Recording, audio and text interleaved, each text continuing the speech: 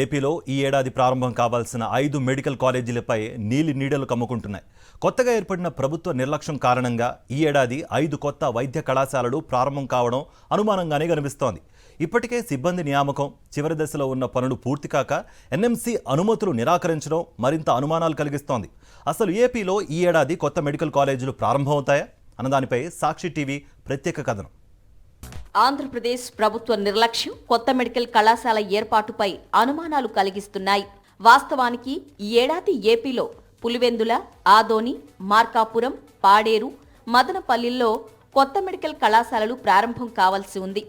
ఒక్కొక్క కళాశాలలో 100 ఎంబీబీఎస్ సీట్ల చొప్పున 500 మెడికల్ సీట్లు ఈ 5 మెడికల్ కళాశాలల ద్వారా రావాల్సి ఉంది. వాస్తవానికి ఏపీలో ప్రతి జిల్లాకు మెడికల్ కళాశాల ఉండాలనే ఉద్దేశంతో గత వైఎస్ఆర్సీపీ ప్రభుత్వం కొత్త మెడికల్ కళాశాలలకు శ్రీకారం చుట్టింది.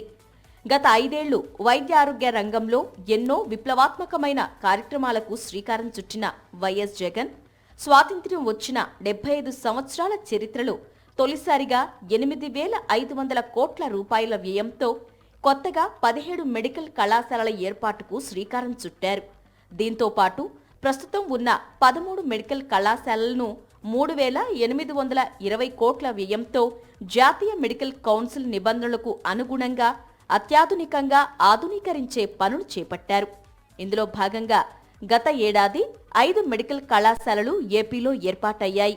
ఎన్నో దశాబ్దాల కలగా ఉన్న మచిలీపట్నం, ఏలూరు, విజయనగరం, నంద్యాల, రాజమండ్రిలో 750 సీట్లతో మెడికల్ కళాశాలలు ప్రారంభమయ్యాయి.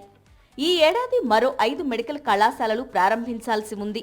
వచ్చే ఏడాది మిగిలిన 7 మెడికల్ కళాశాలలు ప్రారంభించడానికి గత ప్రభుత్వం ప్రణాళికలు సిద్ధం చేసింది.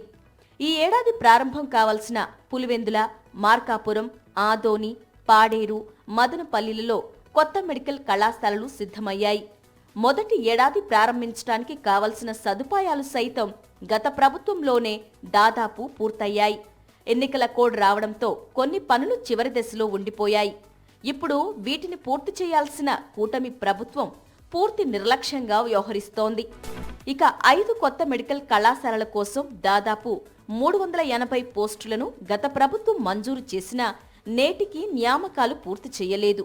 అదేవిధంగా ఈ 5 మెడికల్ కళాశాలలకు అనుబంధంగా ఉన్న బోధనాసుపత్రులకు అవసరమైన స్టాఫ్ నర్స్ పోస్టులను గత ప్రభుత్వం మంజూరు చేసింది. ఒక్కో కళాశాల పరిధిలో దాదాపు 200 స్టాఫ్ నర్స్ పోస్టులను భర్తీ చేయాల్సి ఉన్నప్పటికీ ఈ కొత్త ప్రభుత్వం పట్టించుకోలేదు. గత ఏడాది సెప్టెంబర్లోనే వైఎస్ఆర్సీపీ ప్రభుత్వం స్టాఫ్ నర్సుల నియామకానికి నోటిఫికేషన్ జారీ చేసింది. ఈ 5 కళాశాలలకు కలిపి తొలి దశలో భర్తీ చేయడానికి 313 మంది అభ్యర్థులను ఎంపిక చేసినట్లు సెలక్షన్ లిస్టు ప్రకటించారు. వీరికి జూన్ 6న కౌన్సిలింగ్ నిర్వహించి పోస్టింగ్లు ఇవ్వాల్సి ఉన్నప్పటికీ కేవలం రాజకీయ కక్షతోనే హఠాత్తుగా కౌన్సిలింగ్ను కూడా రద్దు చేసినట్లు తెలిసింది. ప్రస్తుతం మెడికల్ స్టాఫ్ నియామకం పూర్తి కాకపోవడం, చివరి దశలో ఉన్న పనులు పూర్తి చేయలేకపోవడంతో ఇటీవల తనిఖీలకు వచ్చిన ఎన్ఎంసీ కొత్త మెడికల్ కళాశాలలకు అనుమతి ఇవ్వడానికి నిరాకరించింది. కేంద్ర ప్రభుత్వం అధికారంలోకి వచ్చిన వెంటనే వీటిపై దృష్టి సారించి ఉంటే కొత్త మెడికల్ కళాశాలలకు అనుమతి వచ్చి ఉండేవి. కూటమి ప్రభుత్వం నిర్లక్ష్యం కారణంగానే కొత్త మెడికల్ కళాశాలలకు అనుమతులు రాలేదని విమర్శలు వస్తున్నాయి. గత ప్రభుత్వం 80% పూర్తి చేసి అలాట్మెంట్ చేసి బిల్డింగ్లన్నీ కట్టినా కూడా కేవలం 10 పరక ఖర్చు పెట్టి ఆ బిల్డింగ్ను పూర్తి చేయాల్సినటువంటి రాష్ట్ర ప్రభుత్వం, ఈ తెలుగుదేశం ప్రభుత్వం నిర్లక్ష్యంగా వ్యవహరించడం వల్ల గ్రామీణ ప్రాంతంలో, గిరిజన ప్రాంతంలో ఉన్నటువంటి ప్రజలకి వైద్య సేవలు అందుబాటులోకి లేకుండా పోయేటటువంటి పరిస్థితులు ఉన్నాయి. గిరిజనులకు మెరుగైన వైద్య సేవలు అందేలా చర్యలు తీసుకొని గవర్నమెంట్ మెడికల్ కాలేజీని 20% పనులు పూర్తి చేసి అదేవిధంగా హాస్పిటల్ కూడా పనులు పూర్తి చేసినట్టయితే గిరిజనులకి మెరుగైన వైద్య సేవలు అందుతాయని చెప్పి గిరిజన ప్రాంత వాసిగా నేను కోరుతున్నాను. పాడేరులో కొత్త మెడికల్ కళాశాల వచ్చి ఉంటే విశాఖ ఏజెన్సీలోని గిరిజన ప్రాంత ప్రజలకు ఎంతో మేలు జరిగేది. ఎన్నో దశాబ్దాలుగా కనీస వైద్య అవసరాలకు నోచుకోక ఇబ్బంది పడుతున్న గిరిజనానికి మంచి వైద్యం అందేది. అయితే వైఎస్ జగన్ సొంత నియోజకవర్గమైన పులివెందులలో కొత్త మెడికల్ కళాశాల ప్రారంభించడం ఇష్టం లేకే చంద్రబాబు పట్టించుకోవటం లేదనే విమర్శలు వస్తున్నాయి. బీజేపీ నుంచి సత్యకుమార్ యాదవ్ మంత్రిగా ఉండి కొత్త మెడికల్ కళాశాల ఏర్పాటుపై నిర్లక్ష్యంగా ఉండడంపై అఖిల భారత యువజన సమైక్య ప్రతినిధులు ప్రశ్నిస్తున్నారు.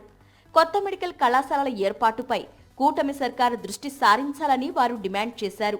డిప్యూటీ సీఎంగా పవన్ కళ్యాణ్ కూడా ఎందుకు ప్రయత్నించడం లేదని ప్రశ్నిస్తున్నారు. ఎవరో గత ప్రభుత్వాలు చేసి మేమెందుకు చేస్తామనేది ఆ వైఖరి అనేది మంచి పద్ధతి కాదు.